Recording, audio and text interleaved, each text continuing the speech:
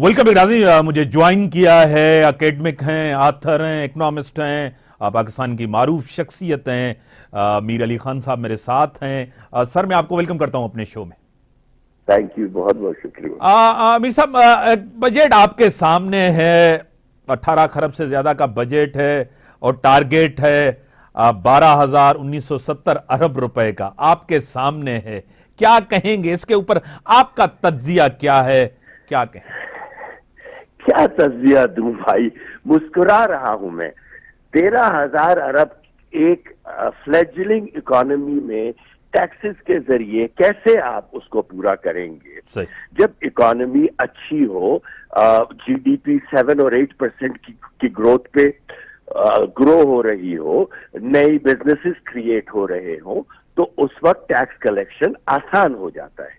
ये common sense की बात है। जितना ज्यादा बिजनेस करेंगे आप उतना आसानी से टैक्सेस भी देंगे।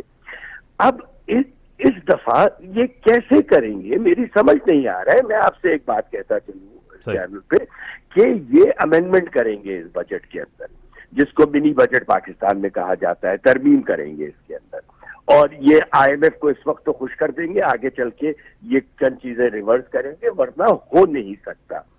आपने लेवी 20 रुपए और बढ़ा दिए। 20 रुपए बढ़ाने का मतलब है 30% आपने पेट्रोल की लेवी बढ़ा दी है। जब पेट्रोल की लेवी बढ़ेगी तो इन्फ्लेशन वैसे भी खुद ब खुद बढ़ेगा। अभी 150 बेसिस पॉइंट इन्होंने इंटरेस्ट रेट कम किया है।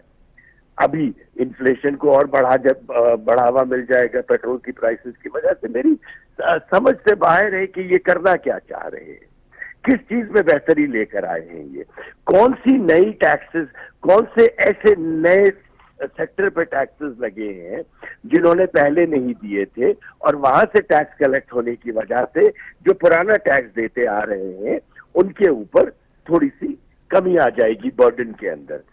डिविडेंड्स के ऊपर 15 से 20% ये कर रहे हैं, दैट्स 32% इंक्रीज। आप 15 से 20% को ना देखें, आप 15% को बेस बनाकर देखें तो दैट्स 32% इंक्रीज इन डिविडेंड्स के ऊपर जो टैक्सेस है। मेरी समझ नहीं आ रहा ये करना क्या चाह रहे हैं। मीर साहब, जिस तरह आपने कहा कि मुझे समझ नहीं आना, रियलिस्टिक नहीं है रेवेन्यू टारगेट का, सही कह रहे हैं। लास्ट हदफ भी आपको पता है वो पूरा इनका नहीं हुआ, और आपने जिस तरह कहा कि आगे चल के मिनी बजट आएगा, सबका यही ख्याल है कि मिनी बजट की तरफ जाएंगे, ये सिर्फ आईएमएफ को दिखाना था। आपने जिस तरह कहा कि जब तक रेवेन्यू, जब तक टैक्स कलेक्शन नहीं होगी इस तरह मुल्क नहीं चलेंगे। आप कब तक आप आईएमएफ के पास जाते रहेंगे? ये तो बड़ा इजी तरीका है कि आप आईएमएफ के पास चले गए और पैसे ले लिए। क्या कहेंगे? देखिए, हम 24 दफा आईएमएफ के पास गए हैं। हमारे सियासतदानों में एक बड़ी अच्छी चीज है कि वो अपनी गलतियों को छुपाने के लिए आईएमएफ को बदनाम करते हैं। आईएमएफ के पास जाना, आईएमएफ तो हमारे पास नहीं आया। सही। 24 दफा अगर हम आईएमएफ के पास गए हैं तो मतलब 24 दफा से हम अपने हालात को बेहतर नहीं कर सके। आप 24 दफा तो एक डॉक्टर के पास नहीं जाते हैं जहां से आप इलाज नहीं कर सकते, आपका सही होता है। हाँ। इन सियासतदानों ने आईएमएफ को बदनाम कर दिया है। जो आईएमएफ कहता है वो हमें खुद से करना चाहिए। आईएमएफ कहता है टैक्स बेसिस को ब्रॉड करो।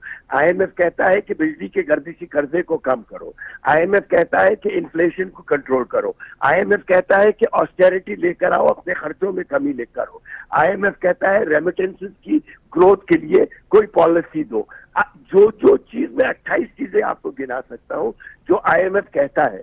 हम आईएमएफ की दुश्मनी को, मुझे कोई मोहब्बत नहीं आईएमएफ से, मगर अगर आप आईएमएफ की दिल में सियासतदानों की तरफ से डाली गई नफरतों को हटा के देखें तो आप बखुदा एक चीज मुझे बताएं जो आईएमएफ कह रही है और हमें खुद से नहीं करना चाहिए। ये मुल्क हमारा है, आईएमएफ का नहीं है। हमें तो खुद से ही बेहतरी की तरफ ये चीजें करनी चाहिए। मजाक बनाया हुआ है इन लोगों ने। देखिए, या तो डायरेक्ट टैक्सेस से इनकम है या इनडायरेक्ट टैक्सेस से इनकम है, या अपने असासे बेचे, वो इनकम है हुकूमत की। जब डायरेक्ट टैक्सेस आप लगा रहे हैं और तनख्वाहदार को आप और गरीब कर देंगे तो इकोनॉमी स्लो हो जाएगी। इनडायरेक्ट टैक्सेस में आपका डॉलर इतना ऊपर जा चुका है कि आपकी इंपोर्ट कॉस्ट इतनी बढ़ गई है कि वो इंपोर्ट भी नहीं हो रही। जिसकी वजह से इनका करंट अकाउंट डेफिसिट जो है, करंट अकाउंट जो है वो काफी